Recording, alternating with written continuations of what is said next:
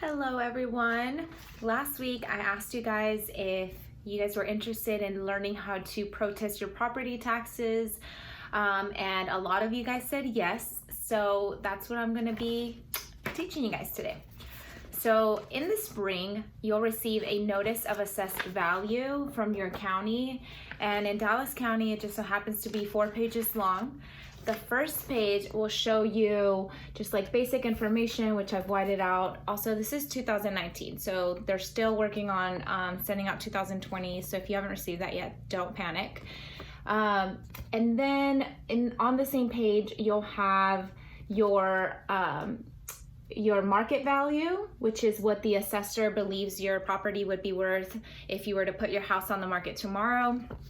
And then you have your assessed value, which shows you the amount that they're actually using to tax on. And then the bottom line, it just shows you your estimated taxes for the year. And then you'll see here I highlighted the deadline for last year, for 2019. It was May 15th. I'm assuming it'll be the same for this year. And then the second page just has like a breakdown of your taxes and how they affect your property. So it's got like the city tax, the district tax, stuff like that. And then it's 2 years running. So 2019 and 2018. For 2020, obviously it'll be 2020 and 2019. Also, you will receive a notice of protest. And this is what you're going to use to protest your taxes. This is the only page you're going to fill out of the whole packet. And I'll get to that in just a second. And then here is your informational page on how to settle the value of your property taxes. And yeah, it's just information. So the first page, like I said, is just an overview of your property. The second page is just, just a breakdown of how all the different tax segments come into play for your property. This page, this will normally already be filled out. Again, I whited it out, but all you're going to focus on is this block right here. You're going to check off these 2 boxes. My value is over market value, and the value is unequal compared to other properties. So just check this one and this one. And then right here, you're going to see the sentence that says, if you wish to have a copy of the ARB hearing procedures, please check the following box. So you're going to check this box right here. And then above that, there's no like specific place for you to put this, but definitely don't forget to write this down and highlight it. Mail me a copy of the sales comp grid. This will basically require the county to send you evidence that they used and all the data they used to come up with the value. Not like they're just pulling it from thin air. So you're definitely going to want that so that you can poke holes in it and find any potential errors. Like maybe they compared your house with the house that has a pool, your house doesn't have a pool, so that comparison wouldn't be relevant for your property. And then you're just going to sign, print your name, send your contact information, and date it. Right here, super, super important, do not write anything in the opinion of value. You don't want to shoot yourself in the foot here and write something and then you could have potentially gotten something lower. So just focus on checking off this box, this box, this box, writing this in, and then your contact information. There is a possibility for you to e-file. I don't recommend e-filing because the only recourse you have after you e-file, if you don't like the answer they give you, is to go to a formal hearing. If you submit this via certified delivery, so you have proof of delivery, or if you submit it in person, you'll get a response that says, here's your formal hearing date and here's your informal hearing date. The formal hearing date, it's a formal hearing with you and like 2 or 3 panel members. Super intimidating. It's also recorded, which is why it's formal. So it's you trying to convince 2 or 3 people that work for the assessor.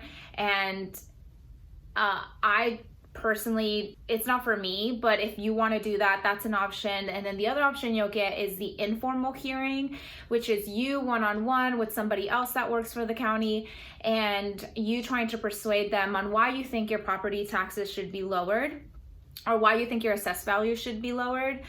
And again, if you e-file, it's good in theory, but if you don't like what the answer they give you, and you're not there to like fight it, they'll just be like yes, no, and if they say yes, then they have this certain number, and then maybe you don't like that, and then your only recourse is going to a formal hearing. So I would just recommend, like I said, getting proof of delivery when you send it, and then when you receive that response, go to your informal hearing date and time.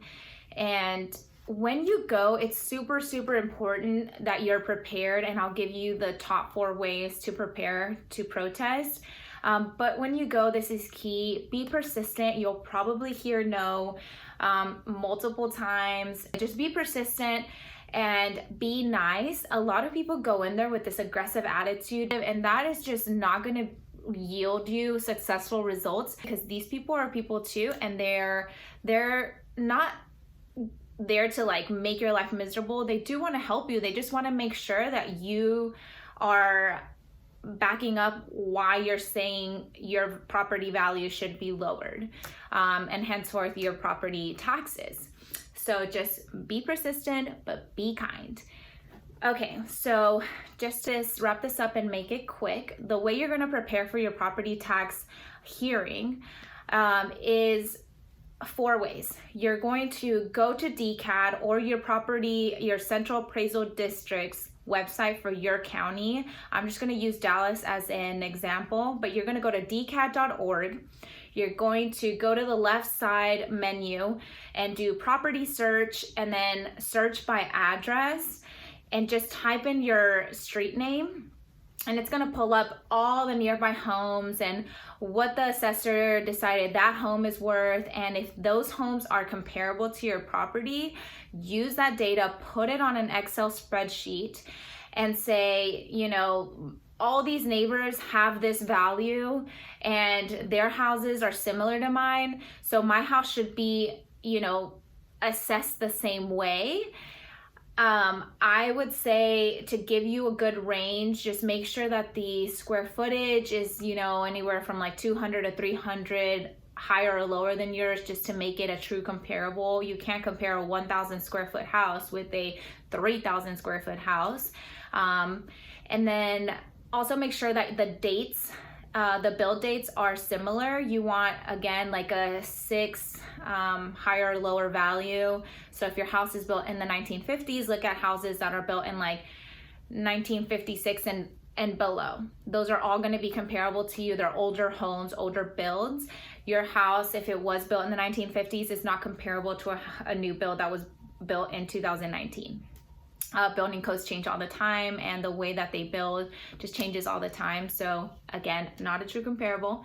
The second way to back up your stance is to go to Google and get an aerial view of your property. If your property backs up into a commercial building or backs up into a busy street that just makes it really loud, it's going to be a little bit more difficult for you to sell your house. Most homes that are backed up into, like I said, commercial buildings or very busy streets don't have as high of a resale value as if your house was like in a gated cul-de-sac, or maybe you're in the middle of a really quiet neighborhood and, you know, you've got this corner lot.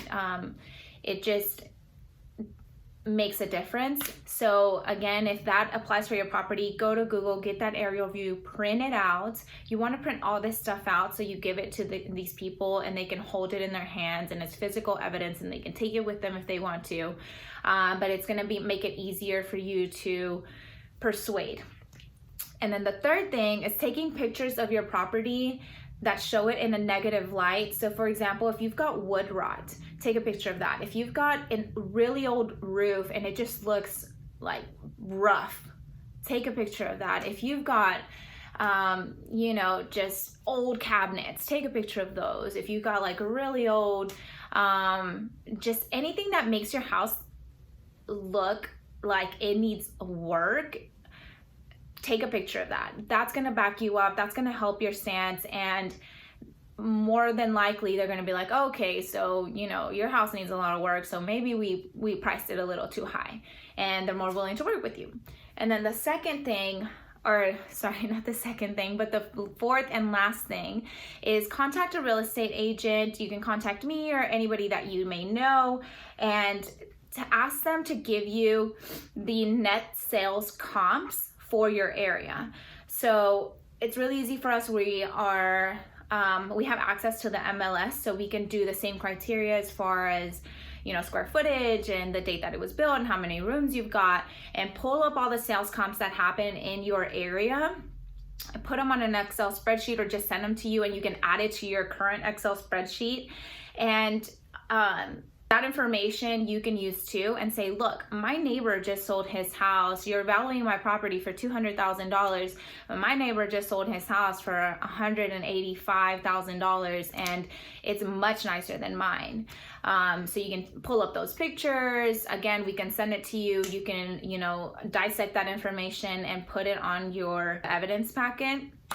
So when you go and you do your formal or informal hearing, you have all this information with you.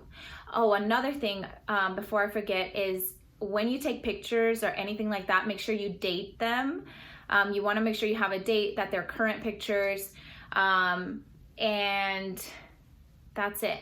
So those top 4 things, like I said, if you guys need any help, if maybe this was, you know, you have some trouble when you go to DCAT and you just are having trouble navigating it, contact me. Or if you need that MLS sales comps information, contact me or contact your real estate agent. Most agents are happy to help. That's what we're here for. It's pretty easy for us to compile that data and send it to you. And that's it. So good luck, guys. Oh, another thing, before you start just sending this notice of protest into the county, I would suggest sending it in as close to May 15th as possible. And the reason for that is, like, maybe your neighbors already protested their taxes and they were successful, so their property taxes are lowered. You don't want to miss out on those lower values. You want to be able to take all of that into account. So I would suggest mailing it in as close to the deadline as possible, but again, have proof of delivery. You don't want it to just get lost in the mail or whatever the case may be. You just don't put yourself in that predicament. Be able to, like, have this resource available to you, and that's it. So good luck, you guys. If you guys have any questions or you have any like real estate concerns outside of property taxes, contact me. I'm more than happy to help. I'm here for y'all. Again, if you jump into any hurdles or come across any hurdles, let me know, DM me or message me, and yeah, I'm here to help. I'm here for y'all. So goodbye until next time.